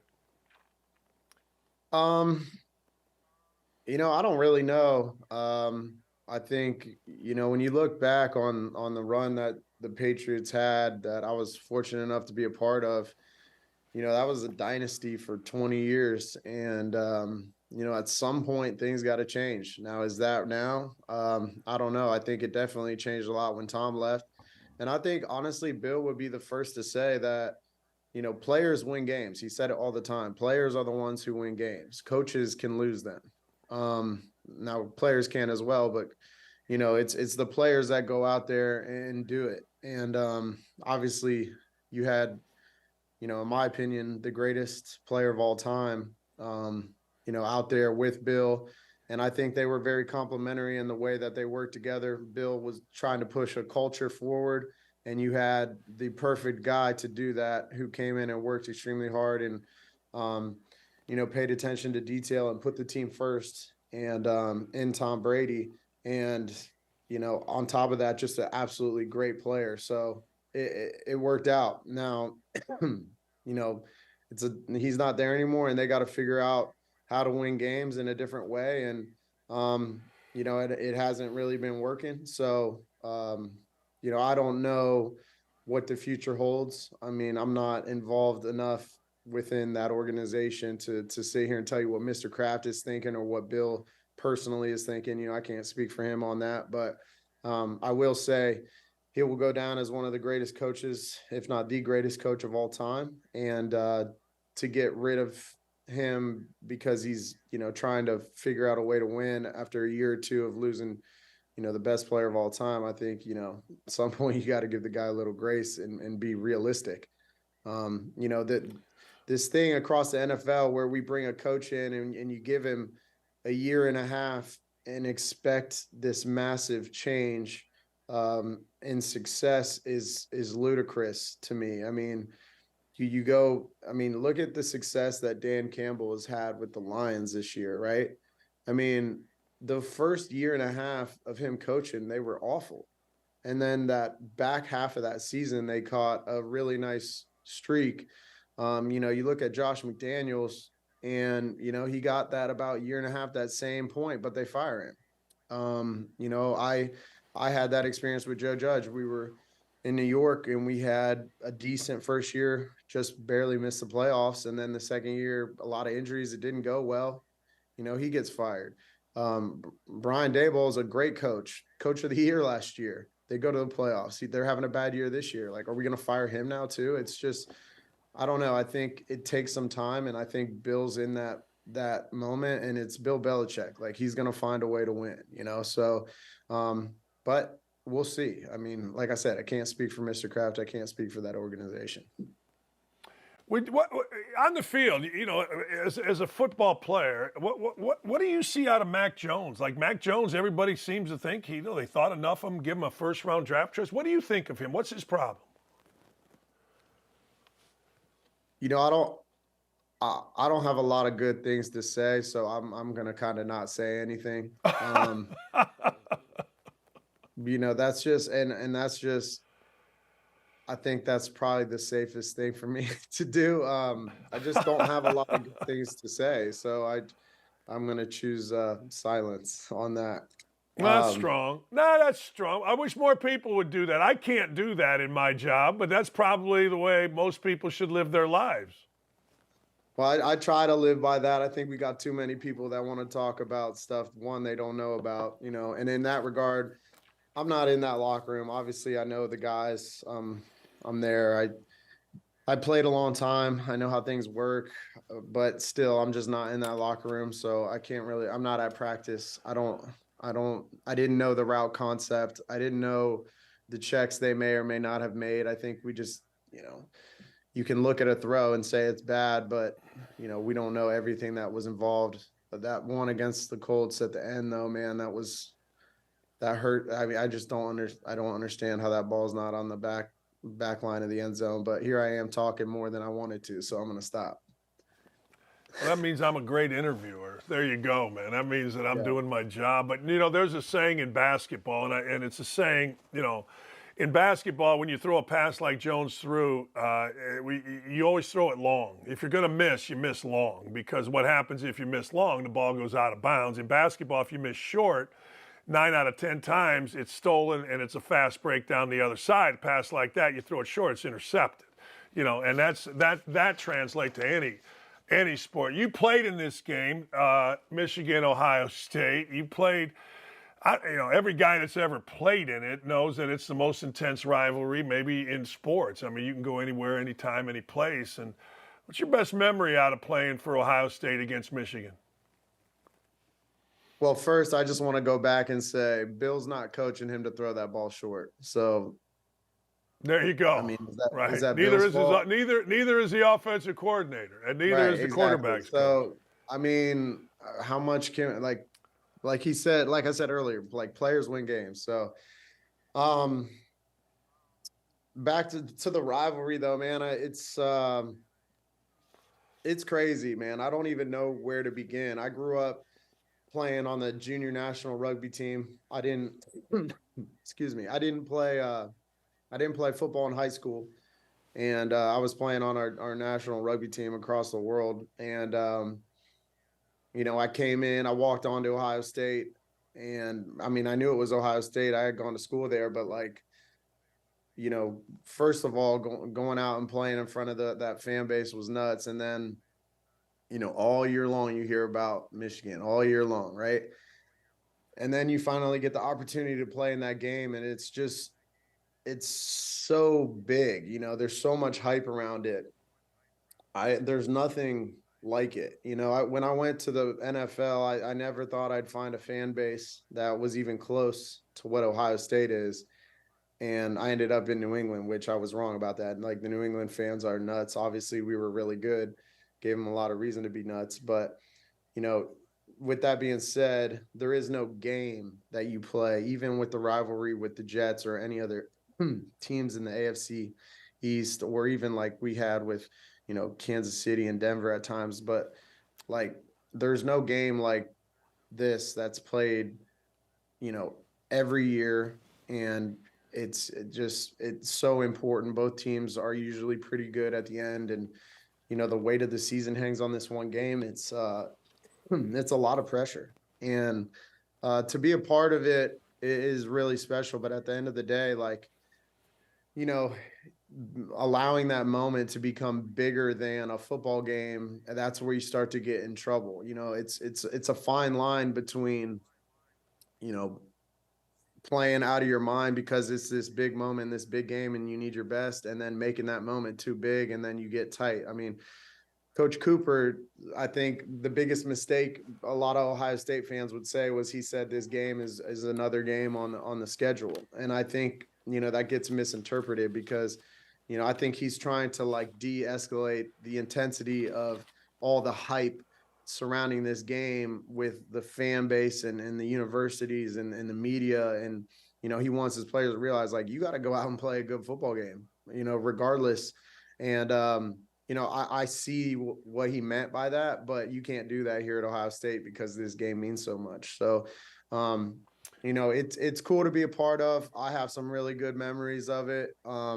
Luckily I was a part of, I was only at Ohio State for 3 years, and 2 of those 3 years I got a set of gold pants because we stomped them, and we lost a really close one in Michigan my senior year when we had all the tattoo scandal and all the stuff that would be completely waved off and no one would even think twice about today with the NIL and stuff. So it's crazy. But yeah, I mean, I was lucky to be a part of some good teams, and then I won a lot of money those years to follow, being in the NFL against Michigan guys. I've got the greatest picture, I would argue, of all time with Tom Brady doing the OHIO. I won so much money off of Tom. I got to a point where I said, Tom, we got to do something, better than this. So we were doing pictures with him in Ohio State gear. And finally, you had myself and John Simon from Ohio State, and you had Chase Winovich and Tom from Michigan. And, my bet was if we win, we're doing the OHIO. And I got a couple of those signed too. So it's the greatest player of all time who went to Michigan doing the OHIO. I got it signed. I mean, it's priceless to me. So great rivalry, great to be a part of as a player. And obviously, as an alumni that played there and going through the NFL, there's been some good memories, but things have gotten pretty tight here these last couple of years. And, I'm really excited to see how it goes. This is a big one this year, obviously, like it is every year, but even more so as an Ohio State fan with how things have gone the last few. You've run onto the field at the Super Bowl, multiple Super Bowls. You've run on the field, multiple big games. Comparable? I think it's similar in that feel. I would say the Ohio State Michigan game is more emotional. I mean, it's easy to get emotional in the Super Bowl too, I guess, but I have a jaded viewpoint. I haven't played in 3 of them. After the first one, you kind of know what it's about, and you got to handle your business. You got to like as a player, having too much emotion is just, it can be a detriment big time. It can cloud you. Having a clear mind while you're in the moment is like the best thing ever. And getting fogged by emotion can be, like I said, a huge detriment. So definitely comparable, but I would say more emotional, arguably. Yeah, this is both are great, and congratulations on doing all that. I mean, God dang, it's a great, comparison, right? I mean, it's a great thing. You're Jewish. Yeah. Lots going on. My family, my sister-in-law Jewish, my nieces and nephews are Jewish. What is your take, whether it's the NFL or across the country, on what is going on to Jewish people in this country with Hamas and the slaughter of over 1,400 Jewish folks in Israel? Well, I think it's terrible. I mean, I think it's terrible, and I think as a country, like, we need to stick with Israel and do our best to support them. I think with what's going on here, it's I mean, it's the world versus terrorists, in my opinion. I hate that we are just interjecting, like, we're just correlating Hamas and Palestine as one. Like, the Palestinians are Palestinians and the Israelis are Israelis, and they've been fine together for a long time. I mean, this is a terrorist group that is doing, raping and murdering innocent people. And if you see it as anything other than that, you're justifying the act of terrorism. And, we let that go. I think we're on a slippery slope without there being consequences to actions like that. So, I'm in support of Israel, obviously, being Jewish. I think, anti-Semitism is a terrible thing. Obviously, if we look back in our history, we've seen, what the Jews have gone through, and but they continue to push forward and be seen. And I'm proud to be Jewish. I just think overall, whether it be anti-Semitism, racism, whatever you want to call it, just like it's the hate is so pointless. I don't understand it. I really don't. At the end of the day, I think it's just kind of like a good versus evil. And in this situation, like I said, we're talking more about terrorism, and the good must prevail, or we're on a slippery slope. So appreciate your time, man. Appreciate your words on that. Thanks, Nate. Yeah, no worries. It's Nate Ebner.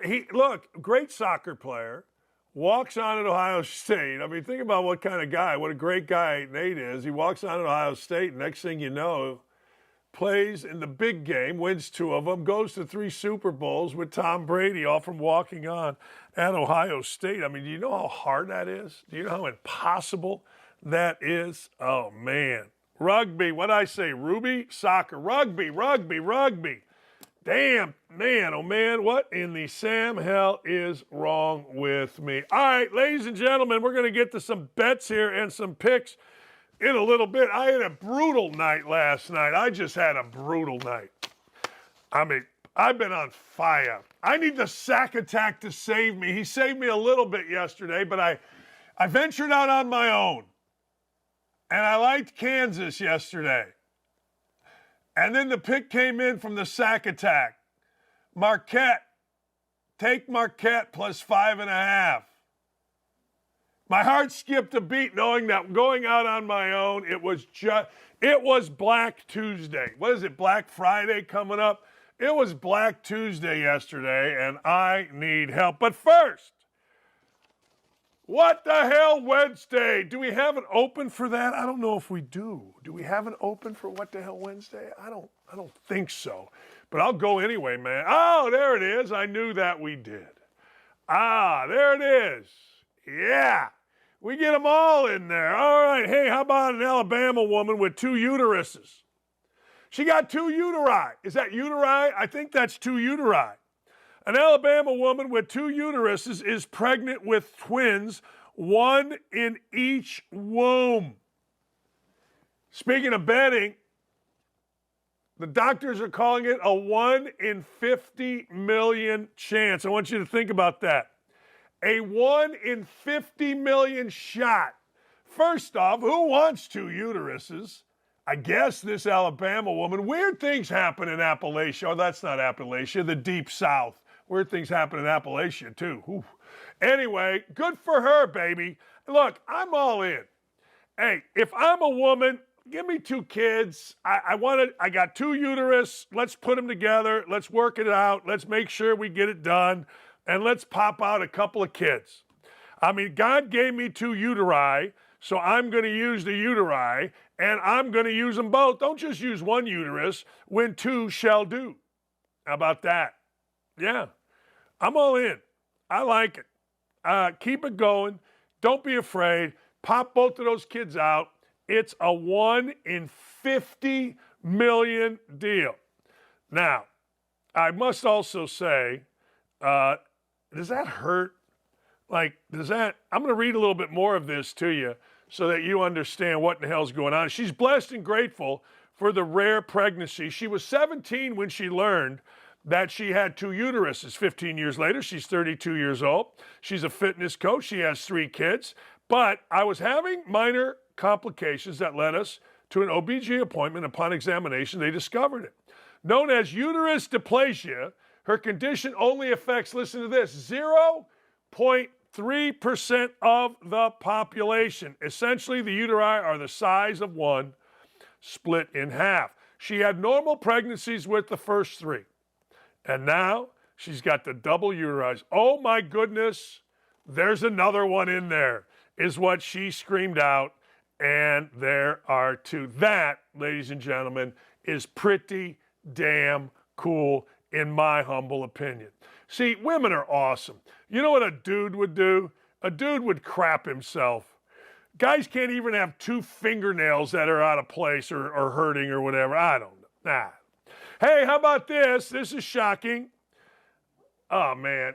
Lula, you hush. A drunk, shirtless Florida man was arrested after shoveling spaghetti into his mouth. Dude shows up in Naples at the Olive Garden, and he got arrested for shoveling spaghetti in his mouth. He was causing a disturbance. They found this guy. His name is, Ben Pageant, shirtless, near the front door, sitting on a bench, shoveling spaghetti in his mouth. He was asking people for money, and then he would tell people, "I'll beat your ass."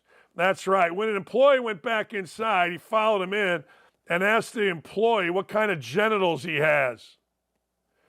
Then when they put him in the cuffs, he started twisting his body and kicking. "Hey, yo, what kind of genitals you got?" I'm not going to lie, I've been drunk, but I hopefully have never been that drunk. He was charged with disorderly intoxication and resisting arrest.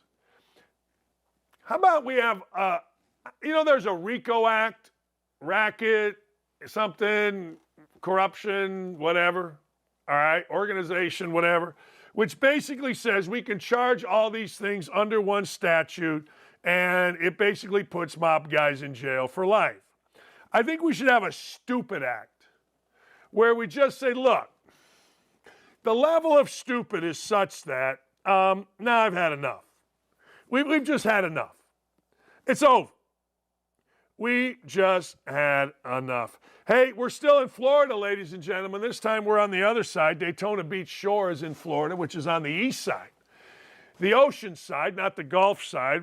Florida police officers were told by a Florida man that he was teaching a live alligator a lesson. He had stolen a live alligator from a miniature golf course, and he threw it on top of a beachside cocktail lounge. Officials spotting him attempted to throw the gator onto the roof of a cocktail lounge just off the highway. They saw the man take the alligator by the tail, hit it against the awning of the building, throw it on the ground, stomp on it twice. Guy's from Homestead, Florida. He was charged with possession and injury of an alligator.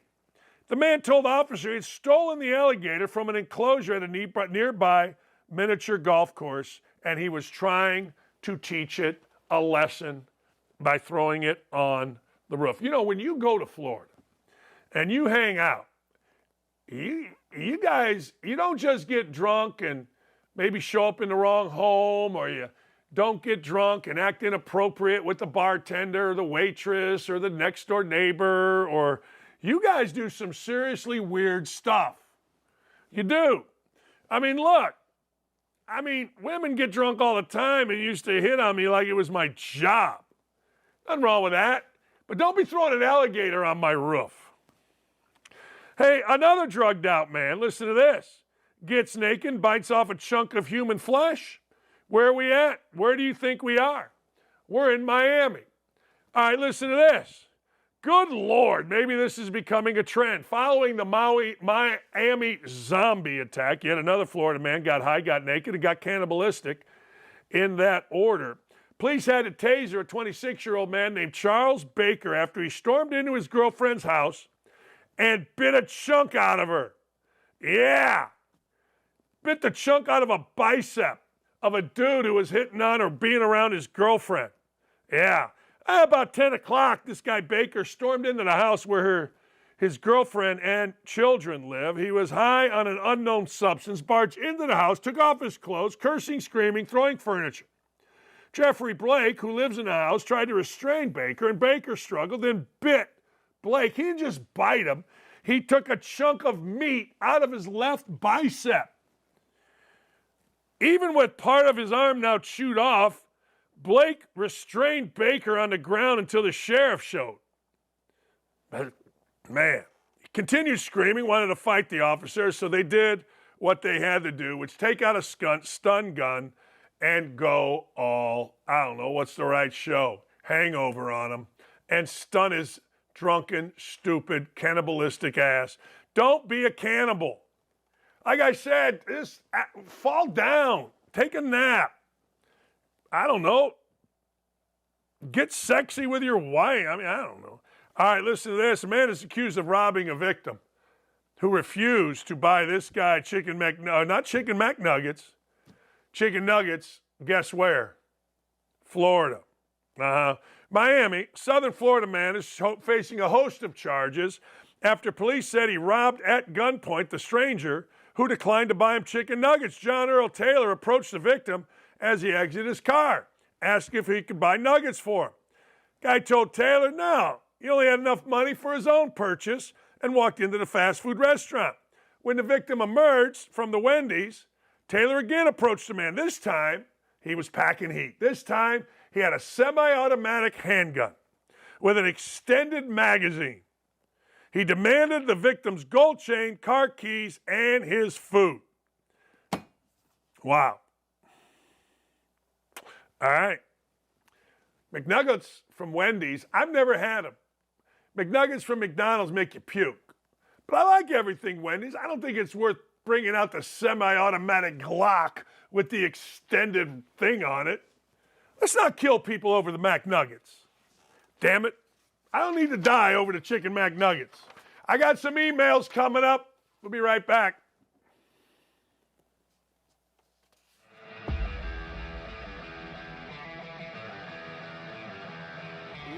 Welcome into Outkick the Show. I am Clay Travis, your fearless leader. I am going to continue to argue that sports is one of the great unifying forces in all of American life. ESPN is a sinking ship. Democrats are now the party of the white, woke college graduate. We live in a land of participation trophies. You gotta lean into the turns. You really gotta lean into the turns. Very difficult to go back-to-back years in the NFL with the number 1 overall pick. Is it fair for people to be upset with Barbie? I've been out of LA long enough to have forgotten that libs, no matter how ridiculous the scenario, are gonna live. What have you seen firsthand of how this has affected you in the plant and your fellow employees? Under Joe Biden, the Taliban has retaken Afghanistan. Putin has invaded Ukraine. So if there was ever a time for freaking aliens to inhabit and conquer Earth, now would be that time. You're born a male, play with males. You're born a female, play with females. Don't at me about it. The American people are being cheated. We, ladies and gentlemen, are being cheated.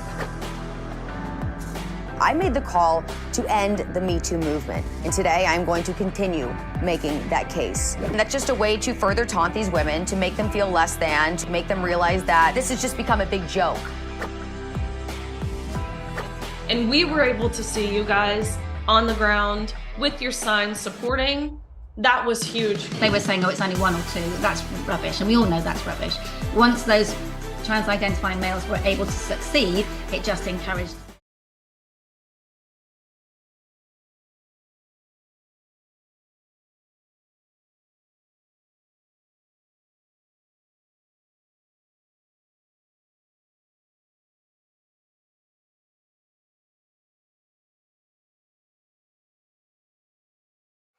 Got to wish everybody as often as I can a happy Thanksgiving. This is the last half hour of this week as we all take a little break and celebrate Thanksgiving. I got my King's hat back on. I need a little some juice. I need some juice. I really struggled yesterday, and then I doubled down. And usually when I double down, it wins.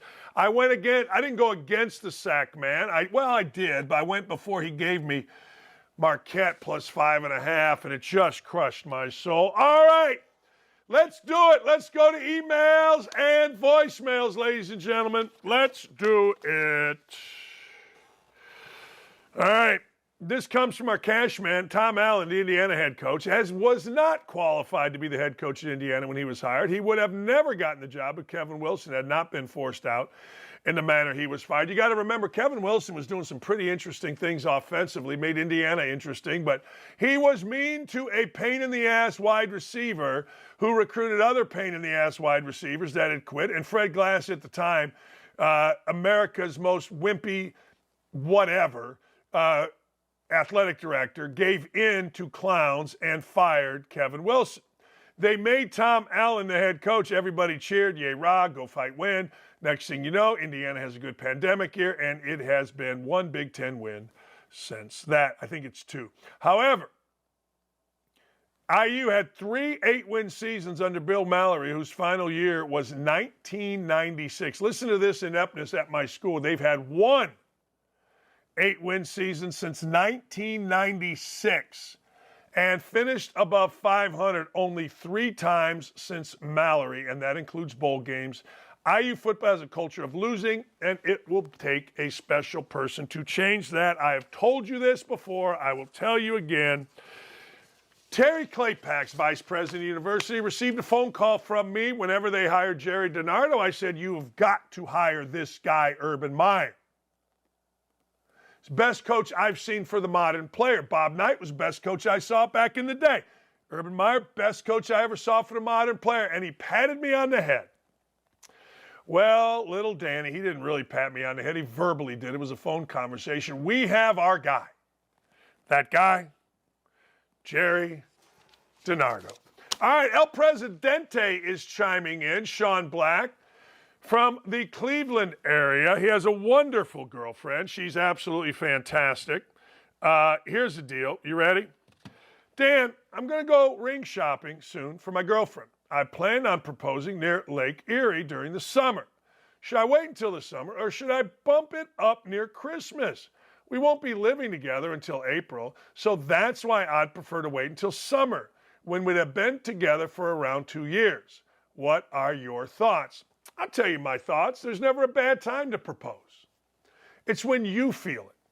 Look, I told my son this the other day. I was like, he's got a girlfriend. I'm like, are you getting married? It's not a good time. There's never a good time. There's never a perfect time in life. I proposed to Lee at Christmas in Gibson's because I was feeling it.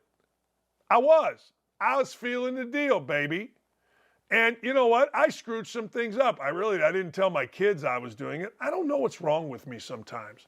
I proposed after a trip we all had gone on at Christmas, and then I flew home. Lee was in Chicago. I met her in Chicago. We went to Gibson's. I got down on one knee in the restaurant, proposed. People clapped.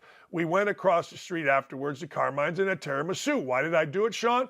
Because it felt right. I wasn't living with Lee. In fact, I would argue that it makes it easier for your girlfriend to explain, not necessarily that she has to, but maybe be more comfortable when you move in April if you are engaged. I think it'd be great to do it around Christmas, but I think it'd be great to do it tomorrow. That's just how I look at it. There's never a perfect time. What we think is a perfect time, okay, really never is. And what we think isn't a perfect time usually is just fine. So if I were you, me personally, I'd do it when I felt best about it. If you feel it's best to do it in the summer, fine. But I will also tell you, when you're going to get engaged, you want to make sure that it is not about you. You want to look at things a little bit long term. Would she be more comfortable, Sean, if she could say to her mother, father, I don't know your family situation, that, hey, look, we got engaged and we're going to move in? I think that'd be great. Now, the other side of that is like, hey, wait a second here. Life changes when you move in with a woman or you move in with a guy. It just changes. You're with them every day. You're not used to this. Some insecurities go away. Some come. It's just weird. Trust me on this. But I would say do it when the moment strikes you. Christmas, how could you go wrong? Summertime by Lake Erie, you can't go wrong. But I'm just telling you, as a father, if my daughter got engaged and then moved in with the dude, I would feel much better about it. But I'm weird. I lived with my first wife before we were engaged.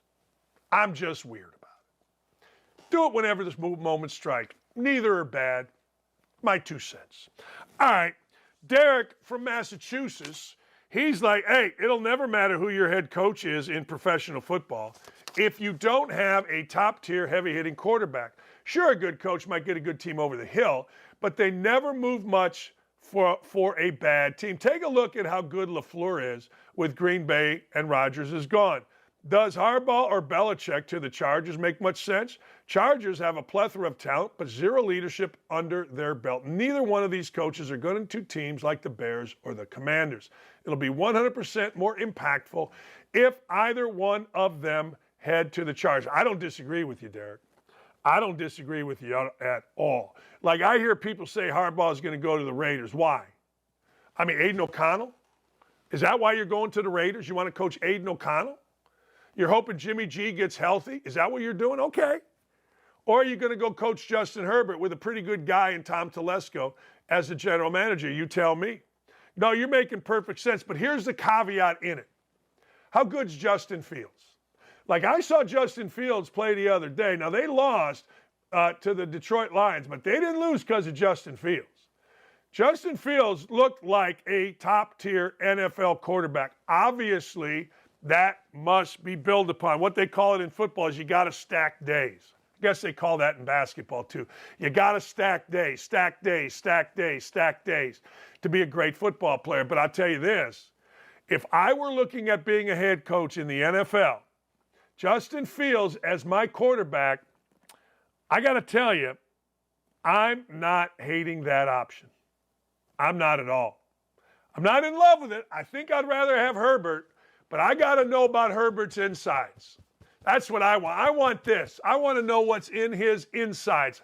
I know he's got great hair. I know he's got a great arm. I know he's played well at different times. What's his insides? Why isn't this team well led? I'd have to know that. Gritty says, hey, Dan, when is Outkick going to have a Don't At Me gear, koozies, hats, etc. on their website? I need to buy Christmas presents. Hometown Anonymous, too many weirdos out there. That's exactly right. Gritty's smart. Gritty doesn't want her name. Her name's not Jen, and her name's not Gritty. But every time she puts her real name out there, you weirdos come around. You're doing this. Like, I don't understand how women that put their name, their bodies all over the place don't have a bunch of creeps hanging around them. Like, I look at it, I say something bad about Michigan State, and guess what? I got some Michigan State dude showing up at my daughter's work. You know that lady, Rebecca, who was in charge of the Mel Tucker investigation when it came out in USA Today? She had to bring a gun to the door. She had a crazed Michigan State fan show up at her door. You don't mess with Rebecca. I know Rebecca. You mess with my sister, you mess with Rebecca, you are going to get a cap in your ass. And Michigan State fan almost did. All right, hang on, caller. We got some people here. Uh-oh, our favorite voicemail guy, 24-inch double-licious. Hey, by the way, I am going to get a Outkick store going after, I'll try to get it this week. I'll try to get it at BSN Sports by the end of this week, or by the next week. It's Thanksgiving. Next week, I'll try to get a BSN store, Outkick store, certainly for all of your Don't At Me gear. 24-inch Dubs, let's hear from him. Dan, this is 24-inch Dubs. Can you explain to me how the NFL refuses to flex games now? I had to sit through locally the GD Jets and Bills game with nothing else on. That game was terrible. What is going on? Flex the games. What are we doing? It's 2023. I'm out. There are two things that I would say about that. We live in a world where this time of year, you absolutely got to flex games. Look, I saw the same thing. I had that game. Look, I'm with you. I don't have an answer. The other thing is I don't understand Major League Baseball and NBA basketball and their blackout policies. If you can explain that to me, I don't understand it even a little bit. I honestly don't. Like, TV drives attendance. You can say it doesn't. The NFL for years had a blackout policy if you didn't sell out your tickets. Look, stop it. Just stop it. The Chicago Blackhawks for years and years and years showed their road games on Channel 9. For years and years and years didn't show their home games. Then all of a sudden they started showing their home games. People are like, wow, what a great environment. And they've sold out every game for however long.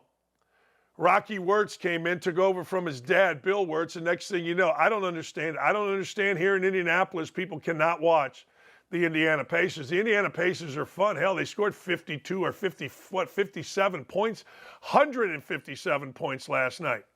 They won 157 to 152. It's even hard to say. The over-under was about 250. They scored over 300. But people in Indiana can't watch them. I can because I have Comcast, but most other of the cable stations, the cable companies don't take the Pacers. Bally's doesn't. They don't take Bally's. It's idiotic. I wish I had an answer. This time of year, every game should be flexed. But you know what they're going to say? 24-inch Dubs. If you live on the East Coast, you're going to get East Coast teams, and it's just unfortunate. The East Coast teams suck. Jerry from Kentucky, what say you? Dan Dakich. My name is Jerry Wheat. I live on Otter Creek Road in Kentucky.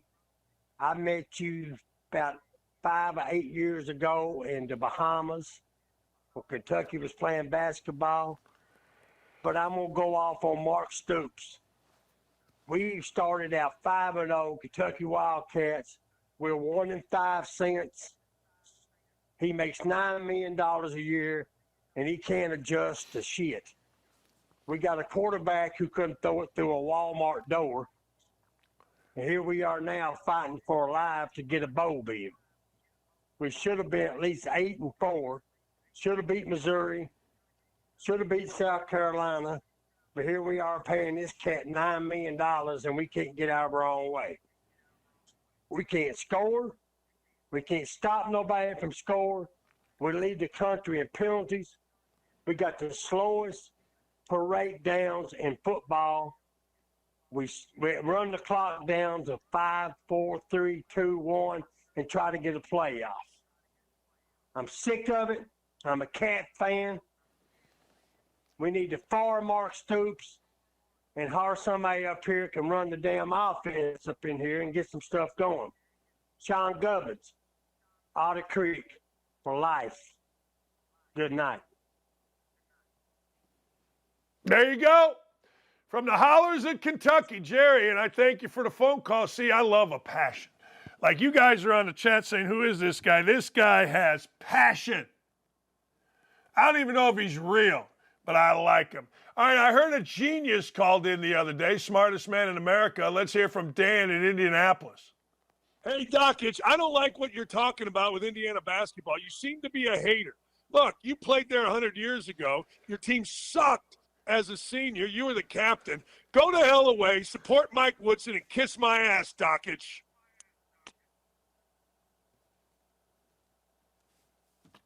Hey, look, it's fair. I don't know. I mean, look, I don't mind a good ripping. Yeah, that's the kind of voicemails I like right there. Smart people giving smart takes. Dan from Indianapolis never, ever, ever disappoints. But I'll tell you something. This Dan from Indianapolis is a freaking genius. Years ago, I told you that Shaq Leonard had a very, very, very, very, very, very small shelf life in the NFL. A 215-pound linebacker in the middle. Middle linebacker wasn't going to last, not going to live in hell, getting that living hell knocked out of him by big old 315, 320-pound lineman. It just wasn't going to work. And certainly it did for a little bit. He was a turnover machine. He'd get in front of the ball. He would get it done. And by the way, you can hear from us, or you can get to us, 929-687-3941 or outkickdakich@gmail.com. Look, I'm not happy Darius Leonard is out with the Colts. I'm not, but it was inevitable. Got a back injury, had some damage in some nerves. It was just simply the way this was going to go. It's physics. I know we don't think biology is accurate or we don't trust science anymore, but you can trust this. 330 pounds coming at you from 3 or 4 different directions, front and each sides, and sometimes from the back, is going to eventually wear out a 215 to 220-pound linebacker, and it did. The Colts made the not-so-stunning move of getting rid of him. I'd been told that this was something that not necessarily was going to happen, but he was going to start being a healthy scratch because his production went down as his health did not get much better. The other day, apparently on Monday after film, he was brought in, told he was going to be a healthy scratch. Next day, yesterday, they decided enough is enough, and they got rid of him. Sad for the kid because he seemed like a nice kid, but I also said this during Hard Knocks. You could tell that, man, just being around that dude was a lot. Being around that dude was enough. It also shows you this. I thought about this today. You know, when you get cut in the NFL, most of your money, it's over. So NFL guys, you go from being the top dog. He was talking about how he was a leader in the locker room, and to his credit, he gives out turkeys at Thanksgiving, and he was scheduled to do it yesterday, and he met his obligation. Good for Shaq. I always screw that up, Shaq Leonard. But the fact of the matter is his days were over. Hopefully he can get back in the league, but more hopefully he figures out how to use his personality because he has a great one, and he ends up doing something better than football. But more along with that, I hope he saved his money because let's be honest. Let's be honest, man. Money goes quick. I mean, hey, you guys think NFL players make all this money, and he did. But remember, 52% cents on every dollar gone, at least according to my friend Isaiah Thomas when he was head of the NBA Players Association. Anyway, breaking news. Breaking news. This is from the Sack Man. We're taking Northern Iowa plus 12.5. We're buying the hook versus the Tar Heels. This is a put your mortgage on the play. Ding, ding, ding, ding, ding. Breaking news from the Sack Man. Bing, bing, bing, bing, bing. I'm sending it to my peeps. Breaking news. Northern Iowa plus 12.5. This is a mortgage bet. Yeah. Yeah, it is. Yeah. Now, North Carolina's got that big Baycott. I don't even care who they got. When this comes in from Phil Sack, you know what we do? We do what I'm doing right here. We don't ask questions. We just go to the website. Period. Period. We just do. We just do. Let's see here. What did I miss? We got Woke-A-Dope coming up. Like, subscribe, Outkick. I'm going to say it again for you. This is a mortgage type of a bet. Mortgage the home bet. What are you doing bet? Mortgage it. Put it with parlays. That's right. Put it on there. Don't be afraid. Or be afraid. I don't know. Do whatever you want to do. But that's in from the Sack Man, the great Phil Sack. How about them apples? How about them berries? Yeah. Yeah. This is going to be a great weekend of gambling, ladies and gentlemen, and I'm getting started right now. The comeback has begun. The great Phil Sack.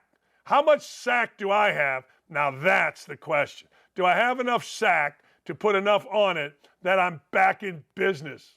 Probably not. Thank you, Phil Sack. All right, let's woke-a-dope because I have to go potty. Knock, knock. Who's there? Who's where? I got to tell you, Joe Biden jokes will never get old. Did you see this? That Trump's guy says, yeah, look, Biden's cognitive abilities have slipped so far. This is this is probably the best doctor for this kind of stuff in the world. There's no way he can run again. Oh, shush! Dang it! Hey, can we erase the last few minutes? It's the Sack Attack! Yeah! Damn it! Shit! No names, no names, no names. Knock, knock, who's there? Who's where? Huh? Next! I get excited. I do. I get excited. Oh, man. No mean tweets. Poor foreign policy. High gas prices. Rising inflation. I would put crippling inflation. And Biden voters are pulling it out. They're saying no more. We're not doing it. Next!